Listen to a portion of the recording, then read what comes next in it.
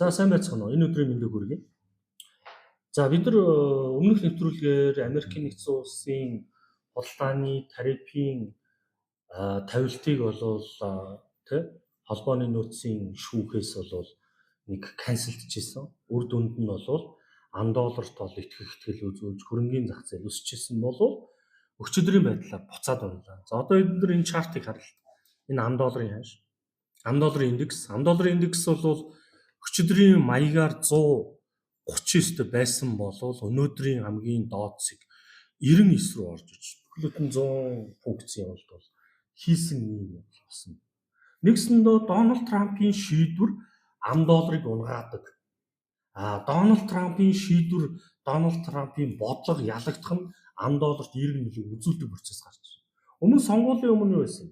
Дональд Трамп мэдээллийн ямар нэгэн бодлого гаргана $10 гэсэж хөрөнгийн зах зээл дээр итгэл найдварыг авчирдаг байсан бол одоо эсэргээр уналтыг авчирдаг юм процесс болсон. За тэгвэл өчигдөр нэлээд санхүүгийн зах зээлийг дөргиосон үйл явдал хоёр зүйл боллоо. Нэгдүгээр нь юу вэ гэхээр энэ. За өчигдрийн бидний ярьж исэн худалдааны тарифын хориг тавьсан нь зах зээл дээр дахиад шокийг үзүүллээ. Юу болсон бэ гэхээр засгийн газраас ерөнхийдөө энэ холбооны шүүхийн шийдвэр хууль бус гэж үзсэн учраас үүнийг давж шатах шатны шүүхэнд өгсөн. За давж заалдах шатны шүүх нь яасан бэ гэхээр Америкийн нэгдсэн улс хятад тавьсан 30% тариф бусад улсуудад хамгийн доод хэмжээ нь 10%-аар тавьсан тарифыг одоо зогсоодсон байсныг нь үргэлжлүүлэхээр болж байна. Нэгсэндээ тариф үргэлжлэнэ. Трампын бодлогыг дэмжсэн гэсэн. Энэ хугацаа нь 6 сарын 9 хүртэл хойшлуулсан байна. За энэ нь юу вэ гэхээр дээд шатны шүүхэд шийдвэр гаргахын тулд гэж. Энэ нь өнөөдөр $10 ханшид дарамтыг үзүүлснээр $10 ханш болсон. Ийм зүйл бол болсон байна. Зах зээл дээр нэгдэх байлгүй. За хоёрдож өчигдөр орой Монголын цагаар шөнө юугаар болохоор Америкийн нэгдсэн улсын ажлын цагаар энэ хоёр Дональд Трамп, Жереми Паул гэдэг хоёр хүн уулзсан байж байна. За энэ хоёр хүний талаар аваад үзэх юм бол энэ хоёр хүн маань дэлхийн санхүүгийн зах зээлийг хөдөлгөж хоёр хүн хэлж болно. Нэгсэндээ долларын шийдвэр гаргалтанд нөлөөлдөг хоёр иргэн гэсэн. Энэ хоёр хүн өчигдөр уулзлаа. За өмнөх уулзсан процессыг аваад үзэх юм бол 2019 онд энэ хоёр уулзж ирсэн юм. Тэгээд Дональд Трамп өмнөх ерөнхийлөгч байх үедээ Жереми Паулыг холбооны нөөцийн сангийн тэргүүнээр томилж исэн болвол өнгөрсөн сард Дональд Трамп Жереми Паулыг ажлаас халах асуудал бол ярьж исэн. Энэ нөхөр ажиллаа хийж чадахгүй байна. Ер нь халчвал яадаг юм гэдэг. Энэ санхүүгийн зах зээлээр нэлээд том дөргилт өгч $10 унж бондын зах зээлийн өгөөжийг үсгэсэн. Ийм сөрөг нөлөөг үзүүлснээр Дональд Трамп дараах өдөр нь би болол Жереми Паулыг ямар ч халах болгүй байгаа гэдэг энэ тайлбарыг буцааж өгч исэн юм. Ингээд эргээд хөрөнгийн зах зээл өсөж исэн. Тэгвэл энэ хоёр хүн маань 6 жилийн дараагаар ахиж уулзж байна. Ер нь Жереми Паул албан тушаал авснаас хойш цагаан ордонд очсон хоёроос 3 тохиол байдаг юм байна. Эхнийх нь мэдээж Дональд Трамптай уулзсан, хоёр дахь нь мэдээж Жо Байдентай нэг уулзж исэн, гурав дахь нь сангийн сайжтай уулзж исэн. Ер нь бол хүмүүстэй уулзаад идэв. Яагаад гэвэл холбооны нөөцийн сангийн бодлого шийдвэр улс төрөөс хараад бос байна. За энэ хоёр уулзалтаар юу ирсэн бэ гэж. Ер нь бол Дональд Трамп хэлсэн байна. Би манай улс хятадтай тарифын дайн хийж, бусад улсуудтай ийм хийж, энэ тарифын дайн нь дэлхийн эдийн засгт нөлөөлж байна. Тэр дундаа Америкийн нэгдсэн улсад нэлээд хүн тусч байгаа. Гэтэл яагаад холбооны нөөцийн сан бодлон хүүгээ бууруулахгүй байгаа юм бэ? Өгшөө бодлон хүүгээ бууруулчаач гэдэг нөхцөлийг саналыг Жереми Паул тавьсан гэж өчигдөр шүү.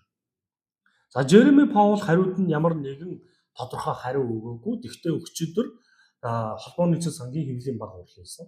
За хэвлэлийн баг хурлаар юу хэлсэн бэ гэхээр холбооны нөөцийн сангийн тэргүүнээр би томилогдсон ч гэсэн тэр Дональд Трамп тавьсан ч гэсэн холбооны нөөцийн сангийн бодлого шийдвэр улс төрөөс хараад бос байх ёстой.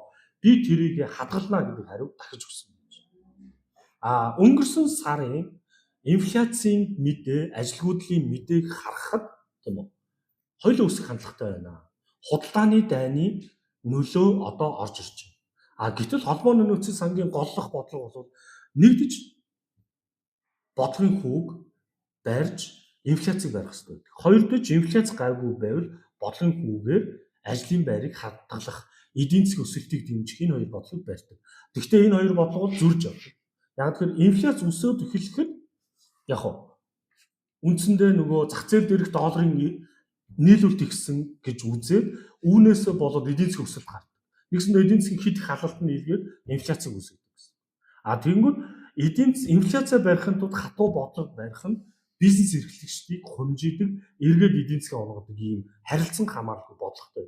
Тэгвэл Америкийн нэгдсэн улсын холбооны нөөцийн сангийн бодлогоор бол инфляцийг бол зорилттой төвшин 2% байна, ажилгүйдлийг бол явах ёстой 5% барих ёстой гэсэн ийм бодлогоор явж байна.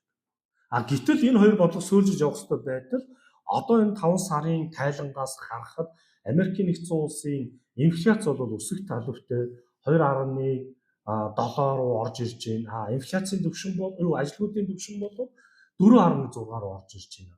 Тийм учраас Америкийн нэгдсэн улсын холбооны нөөцийн сангийн бодлого маань бодлогын хүүгээ ерөөсөө бууруулах бодлого алгаа гэж ярилцсан. Өмнөх ийм маягаар улс төр холбооны нөөцийн шахаанд оруулаад нэлээд том эдийн засгт дэмэж авч ирсэн үе бол 1970 онд байдаг юм байна.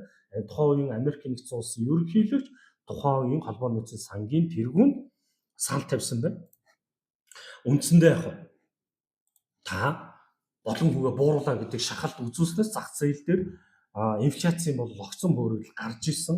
Үүнээс хойш ер нь бол холбооны нөөцөд нөлөөлөх шалтгаан гарч байгаагүй болов хамгийн сүүлд 2025 Дональд Трамп Жереми Паулд нөлөөлөх бодлого нөлөөлөх орлого хийж байсан. Хэрвээ энэ нөлөөлөх юм бол зах зээл дээр нэлээд том хариу үйлдэл үзүүлэх ийм магадaltaй байж байна. Ямар ч хэлсэн энэ хоёр мэдээлэл өнөөдөр Америкийн нэгдсэн улсын ам долларыг унгааж хөрөнгөний зах зээлийг буцаад унгааж хөрөнгө оруулагчдад эргэлзээг төрүүлсэн байна. Илүү дэлгэрэнгүй мэдээллийг би дараагийн дугаараар хүргэх болно.